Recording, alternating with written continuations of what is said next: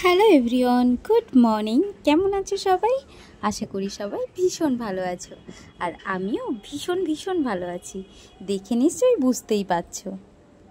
কিন্তু এই ভালোর মধ্যে একটু আপসেট হয়ে পড়লাম, কারণ ওই দেখো দূরে কে বসে আছে, শালিক পাখি।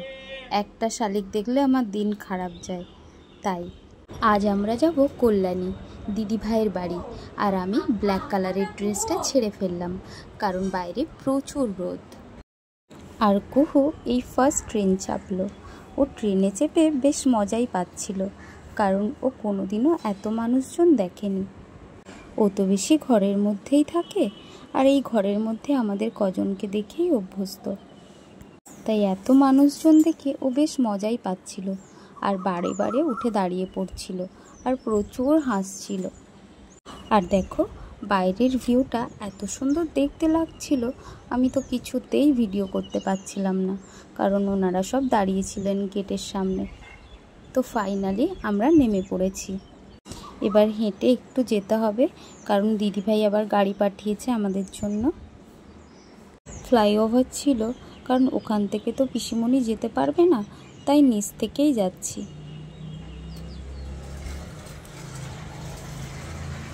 বাবা, যেন মনে হলো কোনো গুহা থেকে বেরোলাম। তো আমরা গাড়ির সামনেই চলে এসেছি। এই যে আমাদের গাড়ি দাঁড়িয়ে আছে।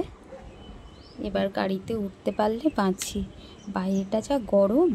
ফাইনালি গাড়িতে চেপে বসলাম, আর এসিটা যেই চালালো সেই তো কুহু একদম নেতিয়ে পড়েছে, কারণ ওর তো এত গরম সহ্য করা অভ্যেস নেই।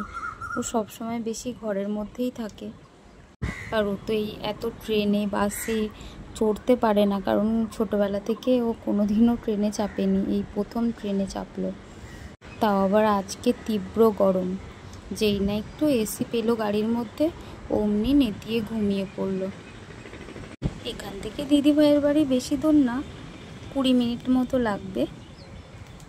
এই রাস্তাটা দেখে না আমার ভীষণ মনটা খারাপ হয়ে গেল, কারণ এই রাস্তাটা ধরেই আমি আমাদের বাড়িতে যেতাম। আর এই রাস্তাটা দেখে আমার ভীষণ বাড়ির জন্য মনটা খারাপ লাগছে। আজ অনেক দিন হলো আমি বাড়িতে যাইনি, মায়ের জন্য ভীষণ মনটা খারাপ লাগছে। আমার তো বাবা নেই, আর মা ওখানে একা একাই থাকে। মায়ের জন্য ভীষণ চিন্তা হয়। এখন না কিছু ভালো খেতে বা কোথাও একা একা ঘুরতে যেতে একদম ভালো লাগে না মাকে ছাড়া। এই কারণেই খারাপ লাগে, কারণ ছোটোবেলা থেকে দেখে এসেছি মা নিজের যা কিছু ভালো সব আমার উপরে ঢেলে দিয়েই আমায় মানুষ করেছে। মাকে কোনোদিনও একটু সুখী হতে দেখতে পারলাম না, কারণ সারা জীবন আমার চোখের সামনে আমার মাকে অশান্তিতে ভুগতে দেখে এসেছি। তাহলে যেতে যেতে তোমাদের সাথে একটা ছোট্ট স্টোরি শেয়ার করি। আমরা আগে গ্রামের বাড়িতেই থাকতাম। গ্রামটার নাম হচ্ছে হিঙ্গলগঞ্জ। এটা সুন্দরবনের ওই দিকেই পড়ে। হাসনাবাদ থেকে আরও প্রায় 2 ঘন্টা যেতে হয়। তো আমি হওয়ার কিছুদিন পরে মা, বাবা, দাদা আর দিদি আমরা সবাই কলকাতায় চলে এসেছিলাম, কিন্তু ছোটদা আমাদের সাথে আসেনি।